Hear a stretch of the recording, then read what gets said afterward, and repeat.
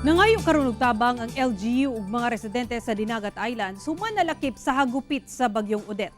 Dinhi ikaduha nga naglandfall ang bagyo niadtong Huwebes. Ani report.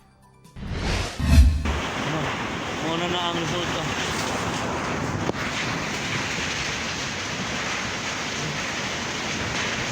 Kuha kini ni Barangay Aurelio Kagawad Isidro Sososco sa San Jose, Dinagat Islands. Dihang natrap sila sa usa ka balay atol sa pagtugpa sa Bagyong Odette sa isla niadtong Huwebes. Ang mga punuan napanot na ug daw gidulaan sa kusog nga hangin. Human sa bagyo. Sa Barangay Wadas, kini na ang gibilin sa Bagyong Odette. Ito po yung Barangay Wadas. Nangawasak na ang halos tanang kabalayan sa lugar. Ang pipila ka residente, gisalbar na lang ang mga gamit nga mapahimuslan pa. Sa lungsod sa Libho, dili na may tsura kini balay nga gama sa kahoy. Bisan dunay kabalayan nga duha ka andanas nga nagbarog gihapon, dunay uban nga wala nay atop.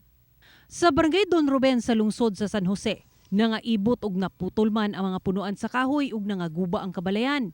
Ang pagawas ni ining rainbow daw naghatag og paglaom sa mga dinagat nun. Dinhi sa balay ni Dinagat Islands Vice Governor Nilo de Meri Jr. Ang mga pulong nga bangon dinagat nun nang hinaot nga maghatag og kusog sa mga naigo sa bagyo nga sa karon nangayo og tabang. Ang problema ngayon yung basic needs like food, shelter of course. In terms of infrastructure naman, we have also damages. Marami po tayong mga infrastruktura na nasira and yung mga kabahayan po ng ating mga residente. Sa karon nagpadayon ang rescue operation sa Philippine Navy sa mga naapektuhan sa bagyo sa Dinagat Islands. Lakip ang ubang bahin sa Surigao provinces sama sa Siargao nga unang gibayo sa Bagyong Odette. Ako si Sarahhilomen-Velasco para sa One Mindanao.